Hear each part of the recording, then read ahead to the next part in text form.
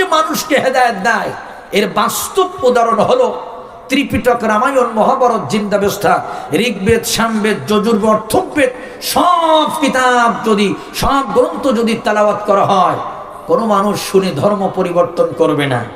তবে আমার বাংলাদেশে এক কিংবদন্তি আল্লামা ছিল, বিশ্ববরেণ্য কোরআনের পাখি যাকে বলা হয়। চট্টগ্রাম প্যারেড ময়দানে প্রথম জীবনের প্রথম মাহফিল বক্তৃতা জগতে চট্টগ্রাম প্যারেড ময়দানে সূরা ফাতিহা তাফসীর করেছেন। 1 ঘন্টা 3 মিনিট শুনে 46 জন বিধর্মী ইসলাম ধর্ম গ্রহণ করেছেন। জোরে বলুন আল্লাহু আকবার। কতজন বিধর্মী? 46 জন বিধর্মী 1 ঘন্টা 3 মিনিট শুনে তারা নিজেকে ঠিক রাখতে পারে না, ইসলাম ধর্মটা গ্রহণ করে নিয়েছেন।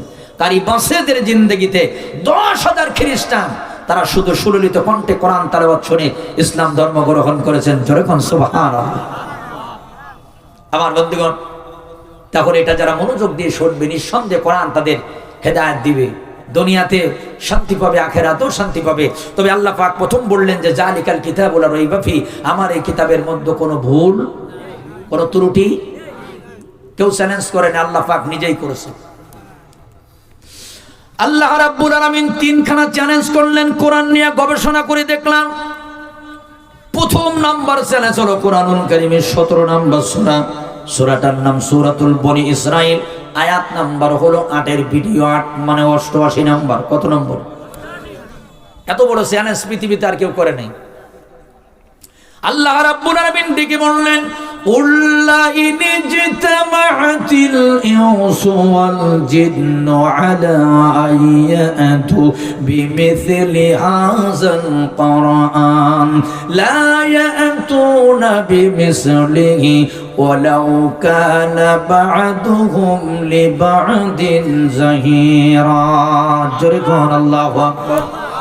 আল্লাহ পাক বলেন, পৃথিবীর মানুষেরা, শুধু মানুষেরা নয়, জিনেরা, মানুষের জিন একত্রিত হয়ে যাও, এক দল আর এক দলকে সহযোগিতা করো, সাহায্য করো, আর আমার কোরআনের মতো আর একটা কোরআন বানানোর চেষ্টা করো।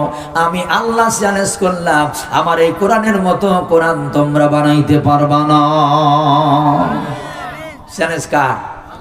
কেউ কি গ্রহণ করেছে? কিছুদিন পরে আল্লাহ পাক চ্যালেঞ্জটাকে একটু সহজ করে দিলেন।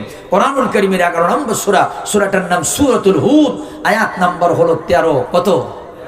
আল্লাহ রাব্বুল আলামিন ডেকে বললেন, উল ফাতু বি'আশরি সূরাতিন মিছলিহি মুফতারাআতিন ওয়াদউ মান ইসতাতা'তুম মিন দুনিল্লাহি ইন কুনতুম সাদিকিন। বলুন আল্লাহু আকবার।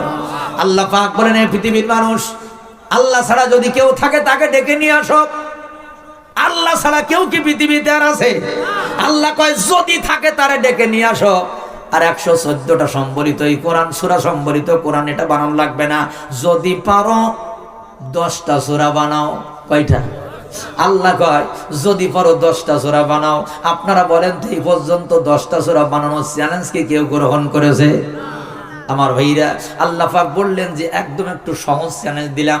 কোরআনুল কারীমের 10 নম্বর সূরা, সূরাটার নাম সূরাতুল ইউনুস, আয়াত নাম্বার হলো 38। কত? আল্লাহ রাব্বুল আলামিন ডেকে বললেন, কুল ফাতু বিসূরাতিন মিছলিহি ওয়াদউ মান ইসতাতা'তুম মিন দুনিল্লাহি ইন কুনতুম সাদিকিন। বলুন আল্লাহু আকবার।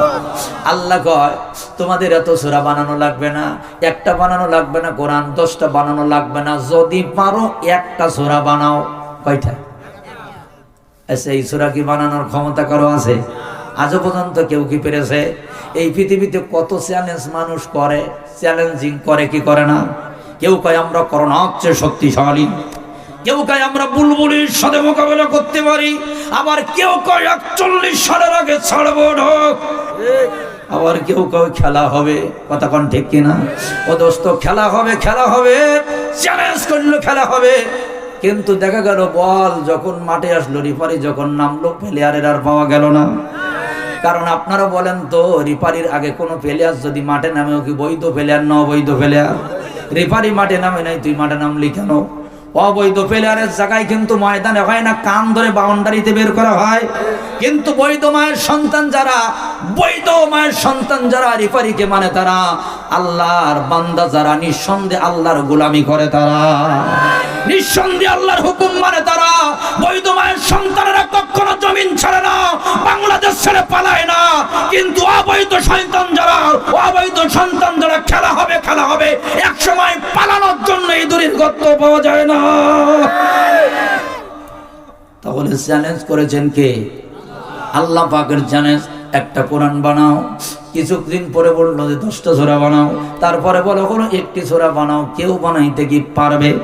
আল্লাহ কয় এর ভিতরে কোনো ত্রুটি নাই, কোনো সন্দেহ নাই, কোনো ভুল